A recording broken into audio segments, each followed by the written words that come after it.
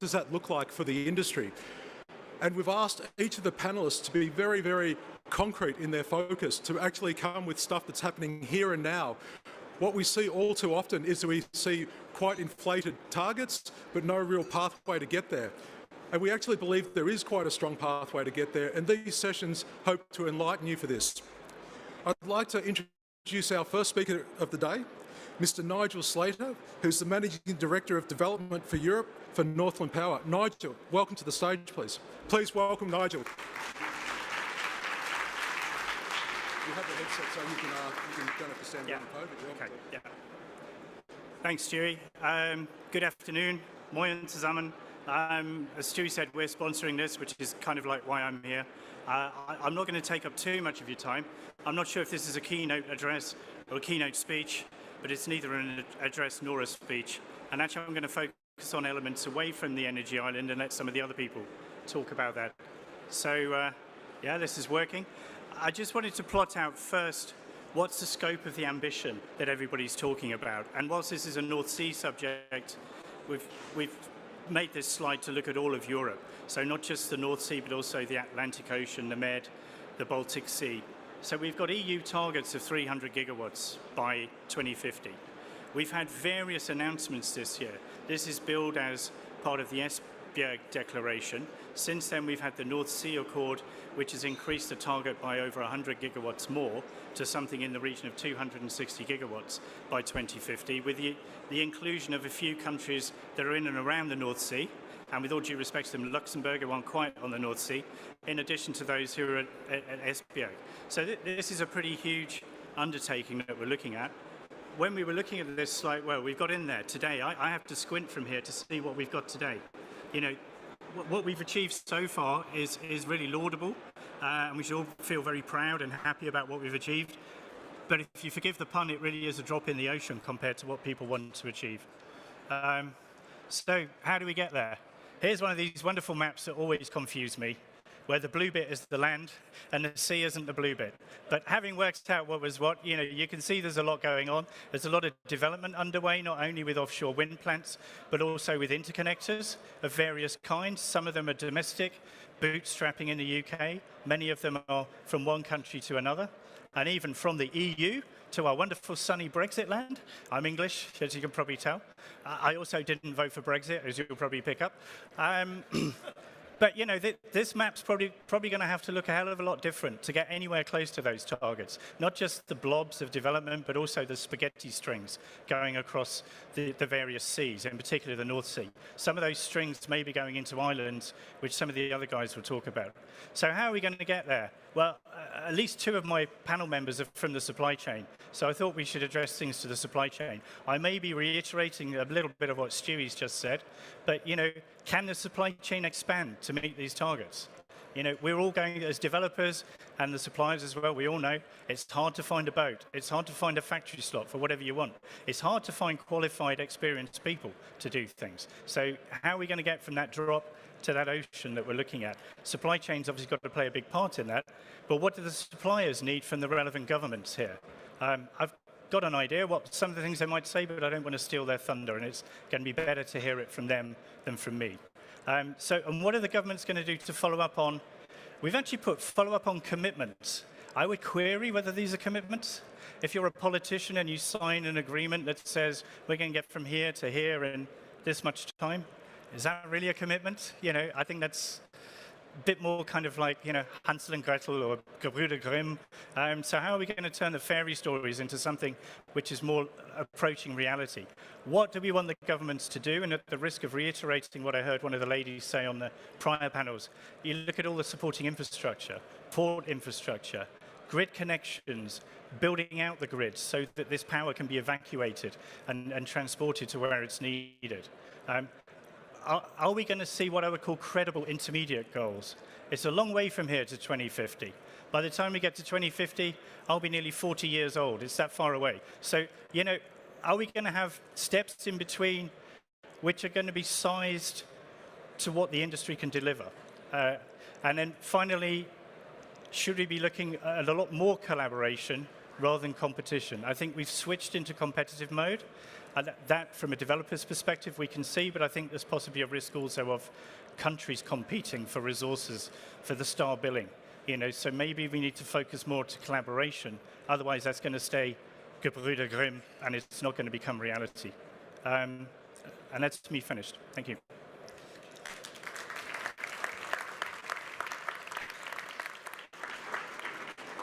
Thank you very much, Nigel, for that very entertaining thing. So anyone that's been following the global market theatres over the past couple of days, yesterday we started with Beatles analogies. Today we went to film analogies, and now we're into fairy tales. So I think that we're seeing a progression here of the themes.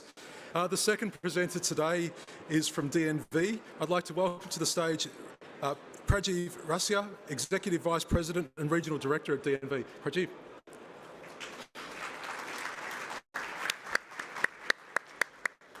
Thank you, Stuart. Good afternoon, all.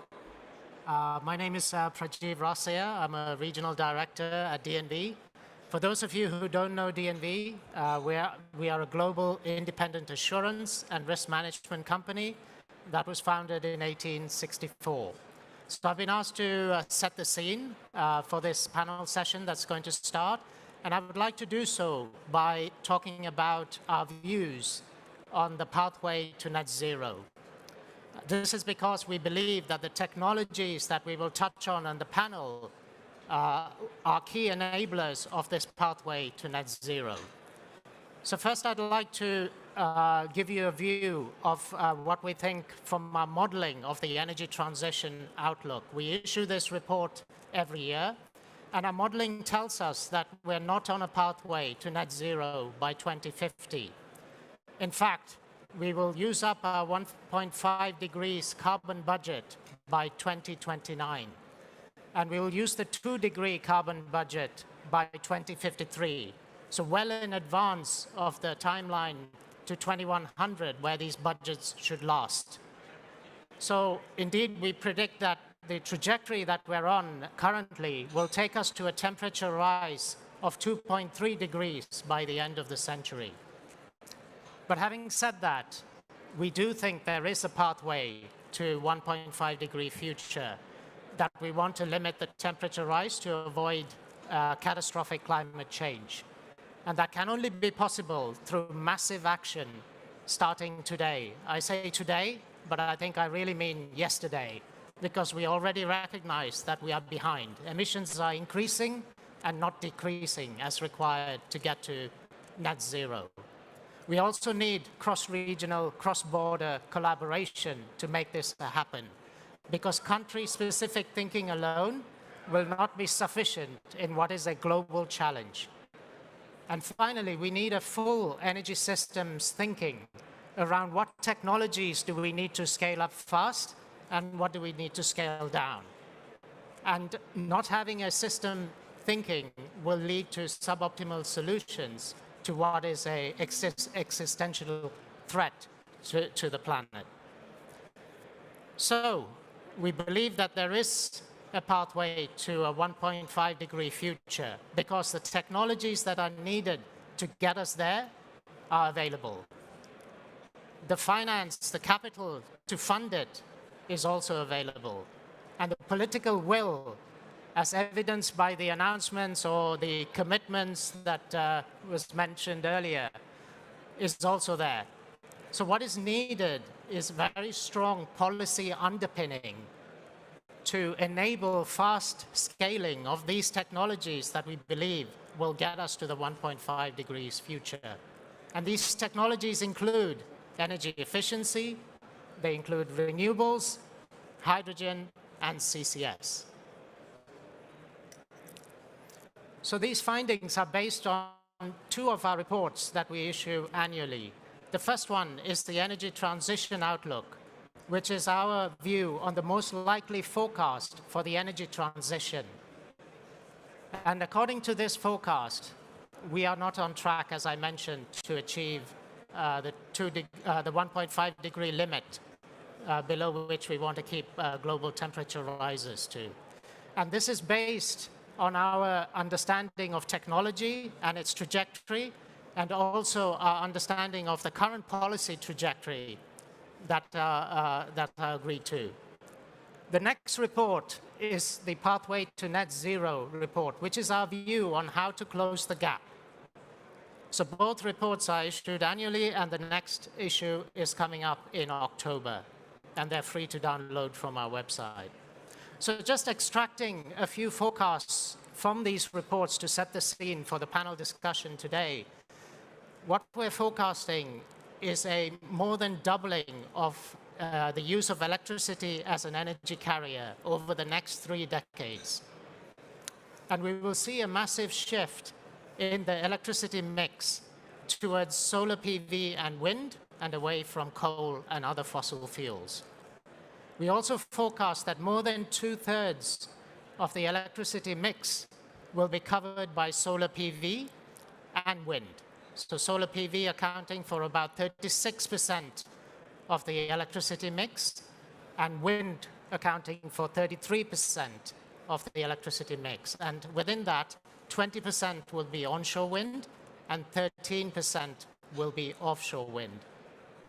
And if we dive further into the offshore wind, we forecast that Europe and China will be in the lead in the race for offshore wind capacity. And we see that this massive increase in offshore wind capacity from virtually about 30 gigawatts today to over 2,000 gigawatts by 2050 is a massive undertaking. And it will not be without its challenges. If we leave aside the supply chain challenges, the infrastructure challenges, if we just look at the spatial planning and biodiversity impacts of bringing all that offshore wind electricity onshore, then the challenges are phenomenal. But this is where the discussion today on energy islands and cross-regional collaboration is so pertinent, because these are possible solutions to address these challenges. There's one more technology I want to also talk about here, which would be relevant for our panel, and that's hydrogen. And here we believe that Europe will be in the lead when we look at hydrogen as a percentage of the energy mix, coming up to 11%, so the highest across the regions. But I must put a caveat here that this forecast was done before the Inflation Reduction Act was passed in the US. So it's likely this forecast that I'm showing here and the slide that I showed you earlier on offshore wind possibly understate the contributions that will come from North America. So just to conclude, as I started, we believe that a 1.5-degree future is possible, and the technologies to achieve that are available. It's about rapid scaling, scaling up fast. And to do that, we do need cross-regional collaboration. We do need the ability to scale faster, and we need to have done that yesterday. Thank you.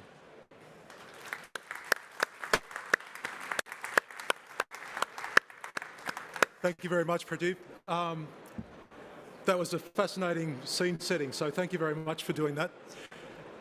Take one passage on. As we've mentioned, this panel, this session is going to now invite panelists that have experience here and now, either working with regional collaboration or an opinion about regional collaboration or energy islands. And so I would like to introduce our panelists one by one. The first one is Martin Gerhart, Head of Offshore Product Portfolio at Siemens Gamesa Renewable Energy. Oh, please welcome Martin. Kristen Ornberg, Vice President of Global Public Affairs at Vestas. I'm not sure, do we need to separate you two, or you're okay on the panel? That's fine. Oh, that was a Kodak moment, and it happy you saw it here. And finally, Michael Hannibal, from who's a partner at CIP. Michael, welcome to the stage.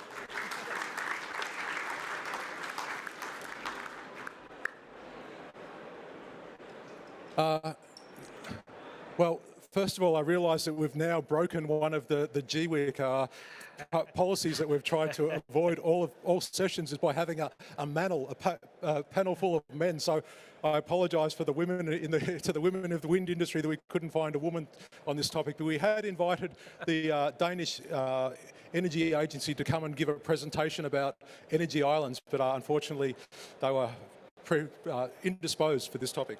Anyway, we move on. So I'd like to introduce, or to have, again, to reintroduce the panel one by one, and we'll start with you, Nigel. I'd really like for you to give the audience a bit of a take about what Northland Power is doing very specifically and very concretely in relation to either regional collaborations, the here and now stuff, or energy islands. I'll just be a short answer, because I think we're doing probably a bit less than some of the other guys here. Really monitoring developments. I mean, we're a developer, so we're looking for space to develop it. So, you know, the energy islands would provide that. Regional collaboration. We already own and operate assets which are very close to borders, so there's potential for cross-border trading and supply and so on. But then do you see this as really being an enabler for your business then? I mean, you mentioned sort of like the rhetoric versus the reality. Is that kind of how you're seeing it? Yes, yeah, I would think so. Absolutely. I think to manage the power flows that are needed. I mean, there's a lot of talk about intermittency, need for storage, hydrogen as a form of storage, but also one of the obvious ones is greater connection between the countries, and that's probably got to be facilitated by things like energy islands. Great. Prajeev, for DNV, you mentioned, you know, specifically, what are you doing in relation to regional collaborations and energy islands? Okay, I'll start with Energy Islands. So as an independent advisory and assurance company, we're involved in one way or the other on all the energy island projects that are mooted in Europe. I can give one example where this is already in the public domain with Elia on the Belgian energy island. We're involved as the assurance partner. We're providing risk-based verification services to that project, and the construction of that should be completed by mid-2026, at least according to current plans. So we're providing the independent assurance to that project, albeit right now we are at the early stages of reviewing the design, the early stage design, and verifying it. When it comes to regional collaboration, we're not in the political arena. We are an independent advisory company, an assurance company, as I mentioned. So what we do is that we bring stakeholders together, given our independence, to tackle industry problems. So, for example, in relation to offshore wind and scaling it up, one of the solutions is having meshed grids. So energy islands could be part of that mesh grid offshore, and that could enable a better build out of offshore wind. And so but the technologies required to have such an HVDC mesh grids are still nascent. And therefore we did a project on behalf of EU Horizon, brought together 34 stakeholders to qualify some of these technologies, like high voltage DC circuit breakers. So that was a project that we led on behalf of industry stakeholders. So that brings collaboration across Europe.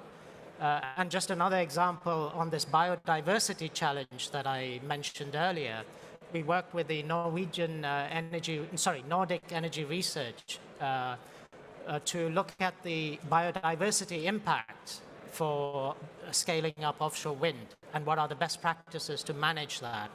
And we worked with a number of stakeholders there too, and we presented our results back to the Nordic Council of Ministers so that they can feed that into also regulation. So just a couple of examples on offshore wind where we're trying to foster cross-regional collaboration. Yeah, that's fascinating. Thanks for that insight. Martin, what about Siemens Gamesa? What are you guys doing specifically? So first, I think regional collaboration is in our DNA. So our engineers are in Brande, Denmark, and in Pamplona, Spain. Our nacelles come from Cuxhaven, Germany. Our blades come from the UK Hull or Aalborg in Denmark.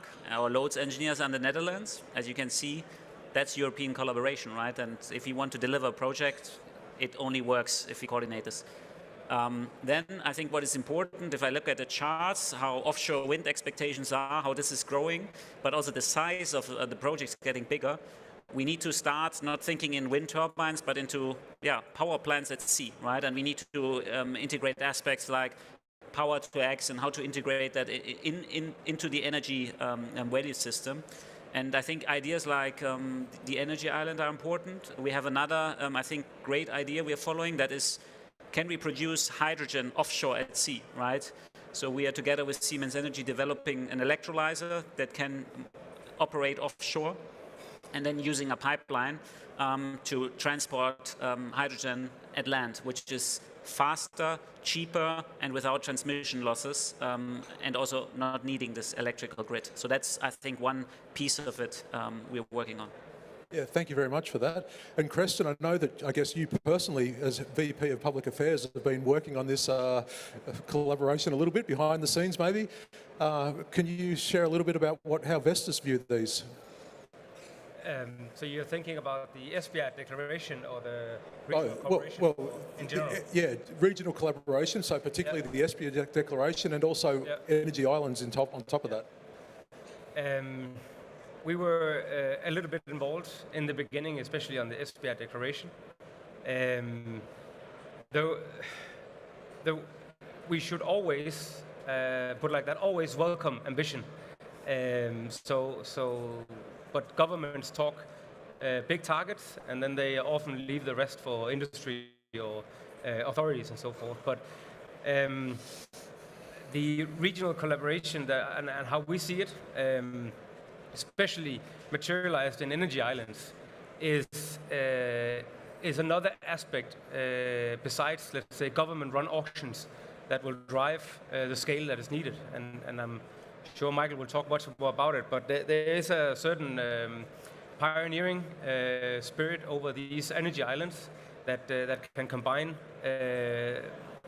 much of the energy and do it in a cost-effective way. So we definitely support it, but as such, we're not directly involved in the regional discussions about it. We leave that to TSOs and developers. We right now focus on building a turbine that can actually go to these energy islands. Sure, thanks for that. And we'll come back to you two to talk a little bit about what this means from a supply chain perspective.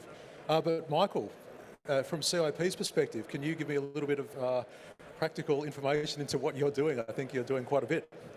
Yeah, we are doing quite a bit, and then luckily we are kept busy by our investors.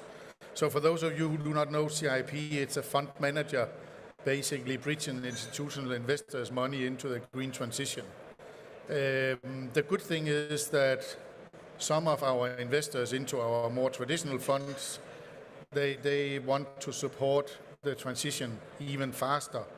And for that, there was then a good idea we created around this wind island. That was actually the first things. Then it proved to be a little bit difficult doing wind islands with electricity alone. That was then converted into energy islands. And some of it with only electricity is that then it is basically for the state to be the majority owner, and that takes a little bit of complexity. So our next step in this, Stuart, was to basically do a design for hydrogen islands. And then that's where you can either produce the hydrogens directly in the turbines, collect it on a smaller island, or you can actually produce the hydrogen on such a hydrogen island. The good thing is, as already mentioned, that we can get basically a faster transmission built out, because the HVDC systems, they take an awful lot of time, and basically they're also sold out. So one thing is that they take a lot of time to get, but they're also sold out. So actually having some in electricity and some into hydrogen is a solution which I think is needed basically to both cater for the climate, already well described in the presentation, but also for energy security. So we are keeping ourselves pretty busy with that part. Luckily, we managed to convince Denmark that they should have a couple of islands. Then we have a good German investor who then also would like to see an island in German waters, which led to that we said, of course, we should engage ourselves in such discussion. Because it is very much about having the right number of islands, as already said, and then do the right connections, and then make sure that it will be a smart grid instead of just something done individually. But again, it needs to be started because we need to see action now, and we need to see basically the bureaucrats underneath the politicians also roll up the sleeves, because financing is there, the idea is there, the know-how of creating an artificial island have been done so many times, so that's not rocket science. The islands in themselves, if you have a 10 gigawatt built out of offshore wind, then the energy island is 10% of the cost. Some believe it's a major investment, but it's actually a small part of doing a 10 gigawatt build out. Okay, but if we're staying with you then, Michael, in terms of the Energy Transition Fund that CIP have set up, can you explain a little bit more about that? And how is that fund related to energy islands, if at all? Yeah, I can easily say. Basically, the way we have made our strategies in CIP is that we have basically a fund which can support that we get more green electricity, not just going from 29% to the 100% of what we have today, but also the IEA prediction of 50% of energy should be electricity. So we have funds supporting that. Then of the remaining 50% of the IEA forecast for 2050, in that you will have 20% within hydrogen, ammonia and the likes. That's where we have created a fund which luckily hit its hard cap last week of 3 billion euros, which can invest into such projects. And the hydrogen projects that we are looking at is really scaled projects, back to the scaling of what we need to see. They can be an investor. They would likely then be an investor for the hydrogen part, and then another fund will likely be an investor into establishing of the island itself. But on the hydrogen, ammonia, whatever it will look like, they will be an investor into. Thanks very much. Do any of the other panelists have an opinion about this? What do you think about how Michael's just presented? I mean, is this the way forward? Do you also see the future looking like this? Chief? Yeah, so I think the points mentioned about the advantages of having an energy island are clear. So you could build out more offshore wind further away from the shore, because then I think what we do see is the coastal line is limited, and therefore we need to go further afield.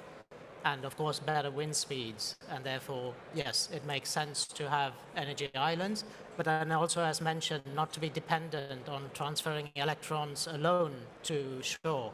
By having the possibility of these islands to create power to X, ammonia or hydrogen and then ammonia, also opens up business cases for developing more offshore wind. So it's an enabler. But I think the key challenge is not the technical one. So yes, there are technical challenges around, when you have these interconnections and hybrid meshed grids, that standardization and flexibility of the technology is important, so you can interconnect between different hubs and different wind farms.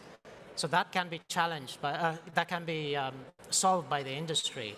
But I think what is lacking is the market design, the market principles, and then therefore the regulations that will underpin it. Because if those are not clear, the rules of the game, if we're going to now transfer power from one energy island to another country, what are the rules that govern that?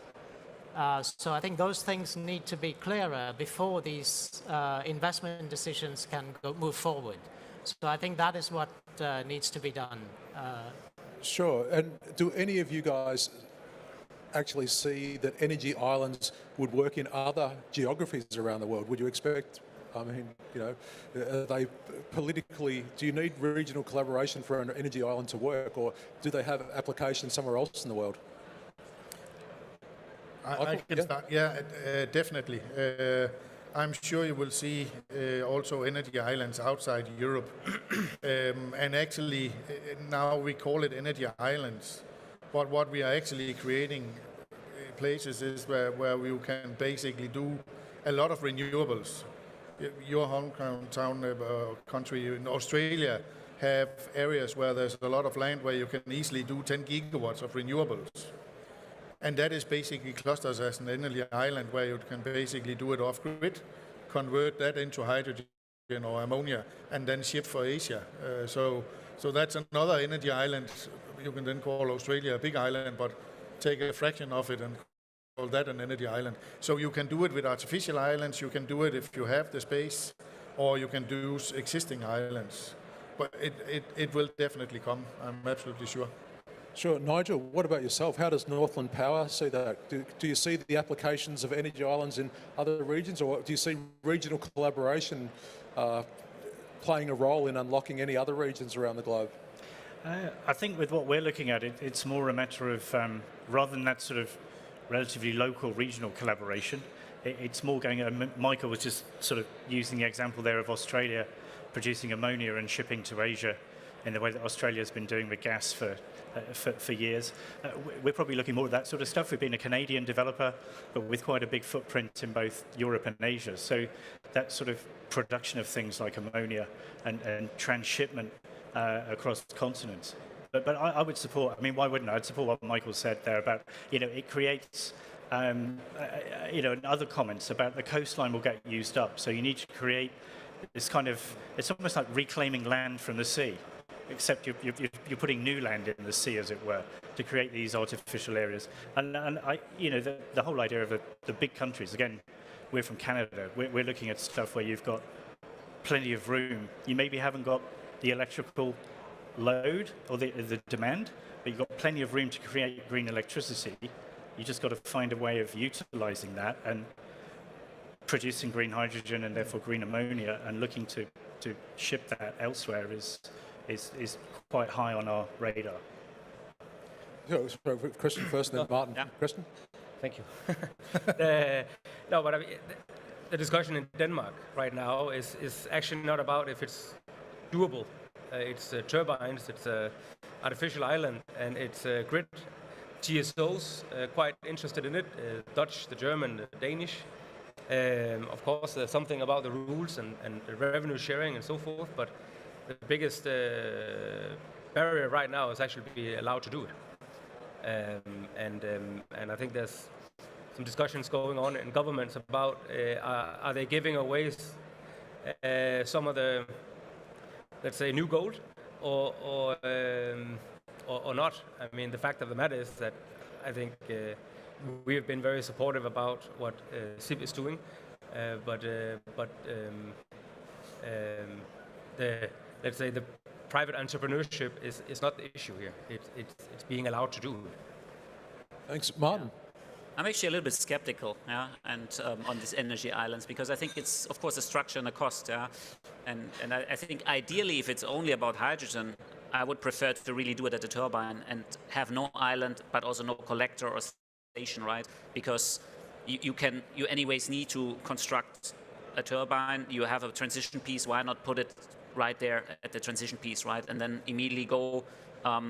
Also change the setup of the turbine. Don't go AC DC, DC AC, and save the transformer, use it directly, and then go with the pipeline. And then I think also the pipeline is you can have a high throughput, so you can basically directly put that into load center. You can connect it to existing gas pipeline networks.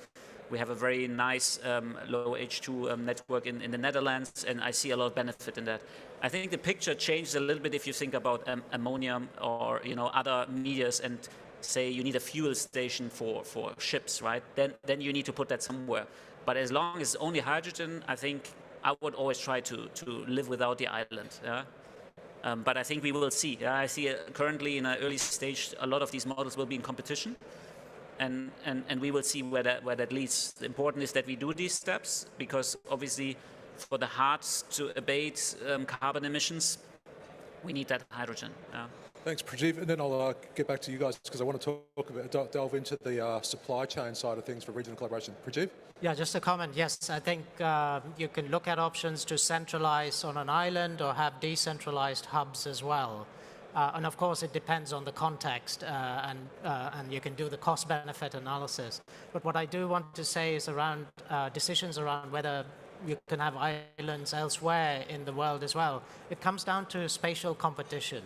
And I think where the islands provide some benefit is that you're not having multiple connections as you build out offshore wind coming back to shore. We already see resistance. I mean, in the UK, offshore wind is accepted, but when you have substations being built all along the coast, then the population is saying, hang on, this is not on, right? So it's not in my backyard. So I think to avoid that, having an island also makes sense because then you have less connections coming onshore, and you can also use pipelines and so on to transport hydrogen as well. So I think that's where then, to answer your question around, is there possibility to have islands elsewhere? Yes, depending on the context. If there is less coastline and you have to go further afield to develop offshore wind, then it could make sense because you're avoiding expensive transmission lines from each wind farm back to shore. It also avoids spatial competition issues as well. Yeah, thanks for that. So now looking at the supply chain challenges, so we're talking about regional collaboration here, and do the ESPIA, like things like the ESPIA declaration, does this give the Siemens Gamesa's and the Vestas of the world, does this give you the security to have a regional supply chain? Or what's missing? Can you actually amateurize factories on these announcements, these type of announcements? Martin, we'll start with you to give a Siemens Gamesa's perspective on the world. Yeah.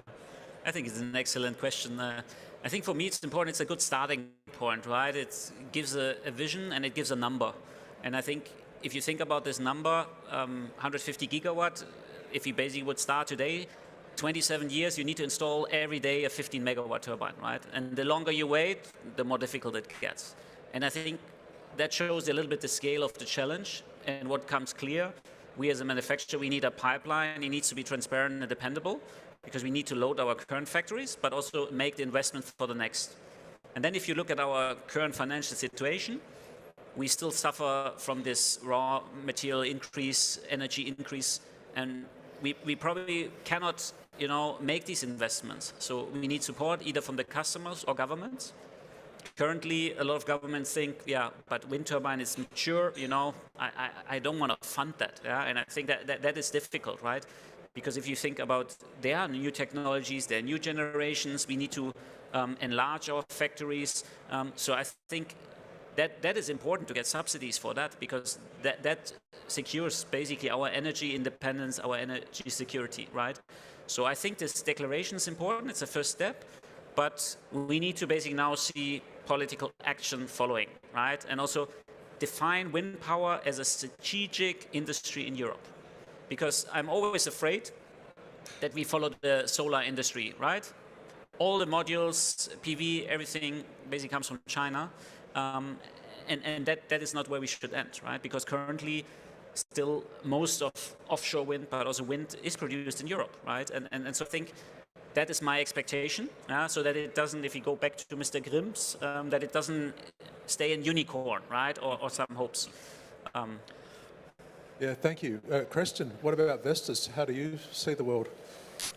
So, in particular, the ESPIA declaration. Of course, we were out welcoming it. It's, we should never say no to high targets, for sure. If we start building factories based on that, that's a no. We don't. In my line of work, it's always good to have a target. You can always hold the politician accountable for that target that they have set. But what really works, of course, is permitting, and it's projects, and that turns it into orders, that turns into earnings, and then we can build a new machine or a new factory. So the answer is no, but then again, it's a good starting point, as Martin said. So if I want to point on something, that it's a permitting. I mean, there's 4 times as much wind in Europe in permitting than in installation. So there's something to go for. And we all know these timelines that the developers sit with, and it just, the 150 gigawatts will not happen if we don't start the permitting. So that is what we tell everyone. And then I think we're probably going to move into it, but I can't help myself. I mean, it's difficult to scale if you're in an industry with red numbers. I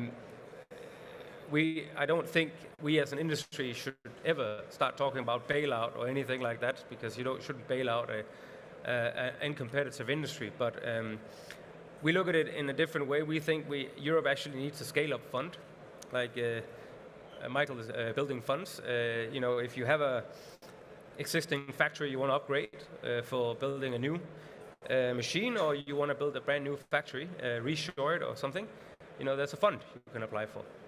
If you need it or not, I don't know, but at least it's there. So permitting on behalf of our customers, and then maybe look into something that can, let's say, make it a little bit easier to make those investment decisions that we know we have to make, but are maybe postponed a little bit because we need to earn some money.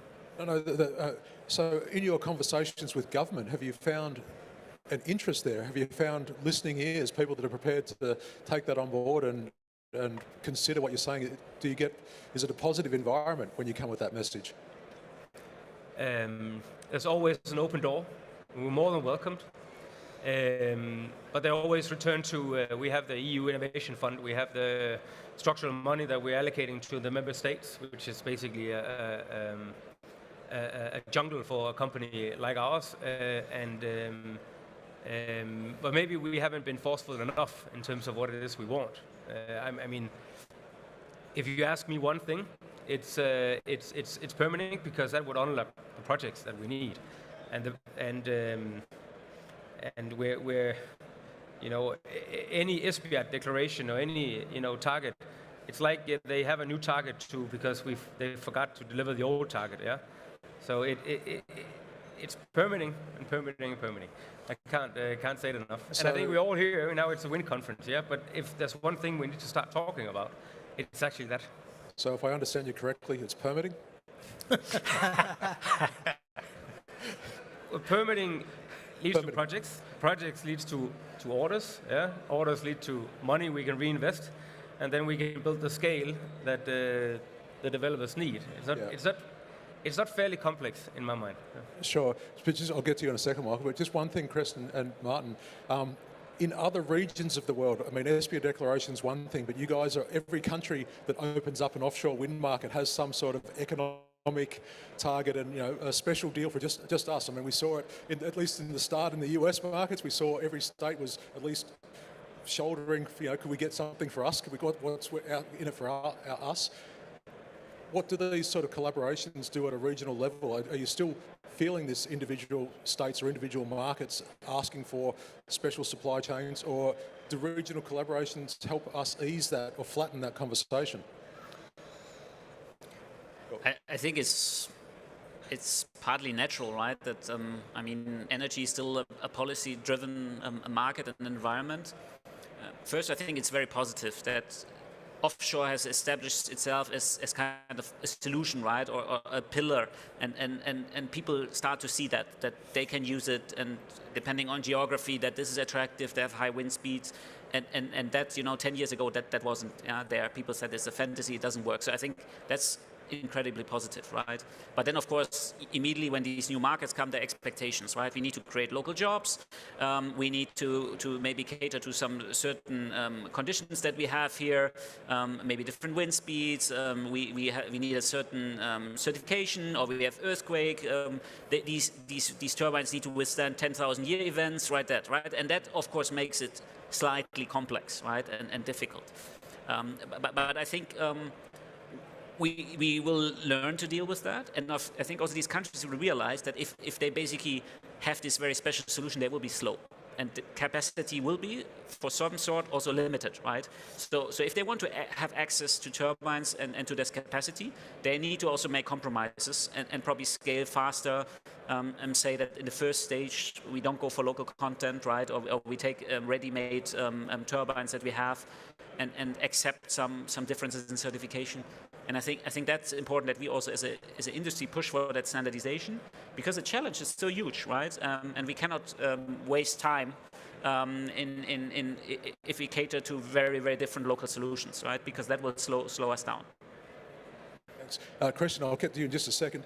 After Christian's response, I'm going to open up to the audience if anyone has any questions. So if you can just get ready to raise your hands, but I'll let Christian. The short answer is yes. We do face expectations for local content, and yes, it is also a hassle, to be very straight. I mean, it's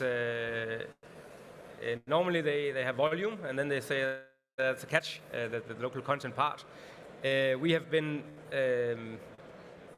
way too nice in our part of the industry, and not at all on behalf of our suppliers at all. We have probably been a little bit too good saying yes and yes. I think now we can actually, maybe with US waking up and Asia also coming online, Europe going bananas with the SBI and these kind of things, we can actually be a little bit more yes to volume. Local content, it has to be sustainable. And then have you thought about a regional approach? Because what we have in Europe is actually a regional approach. Yeah, we manufacture in Denmark and other places, but we do have a Belgian gearbox supplier. Yeah, so we are trying to apply the thinking here to also what's happening in the US with the States and also in Asia, because we've been too nice. We can't have it. We can't scale in each and every country. Yeah, thanks, Christian. Are there any questions in the audience for any members in relation to regional islands or regional collaboration? Yeah, sorry, right at the front. Thank you. Can you please say your name and where you're from? Good afternoon. My name is Marina van Belo, and I'm from Orstel, Construction Package Manager. I just have a question or just reflection, because we're talking so much about collaboration, scaling up, speeding up, etc. So have you considered to have kind of work stream or collaboration in between turbines manufacturers, for instance, Siemens and Vestas, to have some lessons learned, sharing some information and helping speeding up and scaling up? Because for now, as I know that it's a lot of confidential information. It's totally fine that your competitors, you have, of course, some sensitive information. But when, during this session, I actually considered that if we need to come into this achieve this target, so we need kind of also working across in between the different companies and different, Do you have any reflections on that? Thanks for that. It's where we get applause for questions, but that's awesome. So well done. No, but Christian, we'll come to you first. First and foremost, yes, it is an extremely good question. Second, competition law forbids that we do a lot. Yeah. Third, we actually do whatever we can in trade associations. Yeah, that's actually where we sit. There's plenty of working groups, even in Europe. Now as GWEC, we are talking about optimizing different things. Fourth, a concrete example of what we're doing, now Martin can speak for himself, but we're buying LM blades for our new onshore turbine, the 172. LM is owned by GE. So we're taking a leap of faith, and we of course hope LM will respect their part of the agreement. But this is exactly, you're right, this is exactly what we need to do, because maybe we don't need to build blade factories for Vestas, but maybe we can just buy LMs. Yeah? Siemens did the same, and we also went to some other blade manufacturers. Then they can scale instead of us. We can scale something else. So you're absolutely right.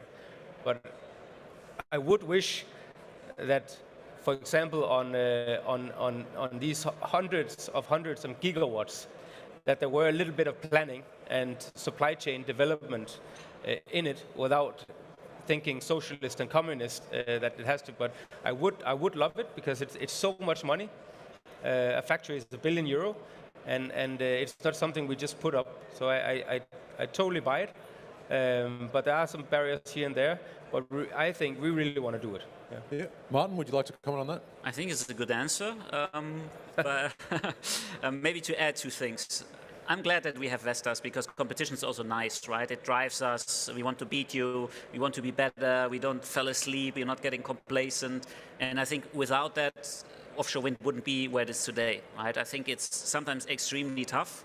But on the other hand, if you see how we brought down the levelized costs of energy in offshore wind, I think that was quite successful. Then I think, there are areas where we probably can work better or standardize better also to make the life for our suppliers easier, right? I give you an example on transport equipment. It's not of strategic importance, but it's very heavy and costly. And yes, we have different turbine dimensions, but we could, for example, align on the interfaces, right? That we have adapters, transport towers on the cells and so on. I think there we actually could take just cost that the supply chain carries out. It's of course also sometimes sensitive because there needs to be trust. You need to talk about dimensions and all the volumes and so on and agree maybe on which suppliers to talk, and that's difficult. But I think there, overall, we could do better. And that probably doesn't. It's still okay from competition law because it doesn't. It's still competition, right? So there I see areas. On the others, I'm glad to have competition. And thank you. And this is also the role of organisations, as Creston points out, like the Global Wind Energy Council. We actually provide a forum for industry to find some sort of equilibrium amongst industry about what we can accept and drive standards forward and drive these things forward. We've run out of time, so I would like to. There's a group of angry caterers over there looking to set up for the drinks reception, so I want to make sure that we can get to that. So, Phong, can we quickly, is it a quick question? And then maybe we can incorporate your final remarks. Standing in the with beer. I will keep it short. So it's a conversation about energy island, but I didn't hear too much about the inequalizers. So to get the green hydrogen, you need to look at another supply chain. That's the inequalizers. And we do know, we have suppliers in Europe, we have suppliers in Asia. But what's the competitive situation? Do you think the supply chain for inequalizers is available to meet the target? And who is going to control the supply chain, the turbine OEM or developer? Thank you. Anyone want to take that question, or do you want to do this offline? Yeah, Frederick? Yeah, so certainly, talking to our customers who are developing hydrogen projects or ammonia projects, including some on this panel, the issue is that they need to make the final investment decision, they need offtakes. And I think that is where the issue is, when there is no clarity around market design and regulations, then offtake isn't coming through. There isn't incentives for large industries to start to divert away from fossil-based hydrogen to green hydrogen, for example. So I think unless there is that clarity, that line of sight, and regulations support it, then developers cannot make final, or it's more difficult to make final investment decisions on such projects, large ammonia projects and so on. And then that will drive, of course, the electrolyzer market as well. So yes, there are big pipelines that we hear for hydrogen projects. And yes, certainly the OEMs are also trying to scale up, but it's a bit of a chicken and egg. So we won't see that pipeline realize unless people start making investment decisions. And then I think it'll feed through into the OEM market as well. I hope that answers your question. It's a bit of a chicken and egg is the answer. So, as the session sponsor, I'll give you, Nigel, the last word on this panel. Well, I was expecting you to ask me what was I hoping we'd get out of this regional collaboration. That was the question. So if I can answer that one. And I was going to say, bringing us back to I started talking about fairy tales. So once upon a time, a long time ago, when I was a student, I used to catch trains across Europe, and I get on a train in France or Italy or somewhere, and it would finish in Hamburg Hauptbahnhof or Hamburg Altona. But on the panel, I could see everywhere else that I was going to go through before you wound up in Hamburg. And coming back to what I said at the start, one of the things I said at the start, that's what I want to see, is how you boil these possibly fairy tale aspirations down into intermediate building blocks, nearer term targets, discussion with all areas of the industry about what's achievable, and into that then play things like permitting for new factories, harmonization of permitting for the offshore wind developments. I mean, we still live in a North Sea where, you know, German porpoises are more sensitive than British ones or whatever. So I think just trying to take some of the rubbish out of the system and standardize things and work out, okay, what is the art of the possible? Without being too boring about it, you know, stretch targets, but try and plot the steps to, you know, the fairy tale ending. How do we get to Hamburg Altona from, you know, Milano Centrale or wherever? So. Okay, with that, I'd like to please thank our panellists, Michael, Creston, Martin, Pradeep, and Nigel.